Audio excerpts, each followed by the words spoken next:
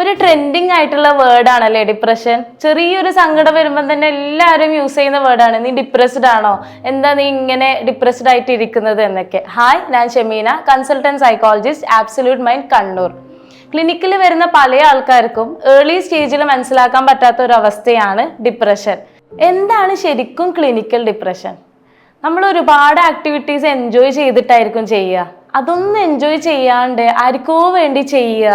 ഞാൻ മോശക്കാരനാണ്, എന്നെ എല്ലാവർക്കും ഒരു ഭാരമായിട്ടാണ് ഫീൽ ചെയ്യുന്നത്, ഈ ലോകത്ത് ഒരു ഹോപ്പും ഇല്ല, എല്ലാം അവസാനിക്കാറായി, ഞാൻ എന്ത് ചെയ്തിട്ടും ശരിയാവുന്നില്ല, ഇത്തരത്തിലുള്ള ചിന്തയായിരിക്കും ഡിപ്രഷനുള്ള ആൾക്കാർ അനുഭവിക്കുന്നുണ്ടാവുക.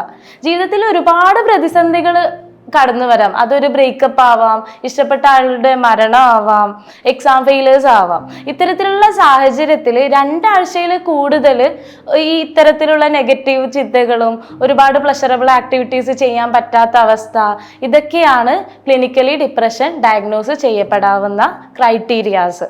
നല്ലൊരു സൈക്കോളജിസ്റ്റുമായി സംസാരിച്ച് നിങ്ങളുടെ സംശയങ്ങൾ തീർക്കാൻ ഞങ്ങളെ ബന്ധപ്പെടാവുന്നതാണ്. ഏറ്റവും പെട്ടെന്ന് നിങ്ങളുടെ പ്രശ്നങ്ങൾ പരിഹരിക്കാൻ സാധിക്കട്ടെ. Thank you.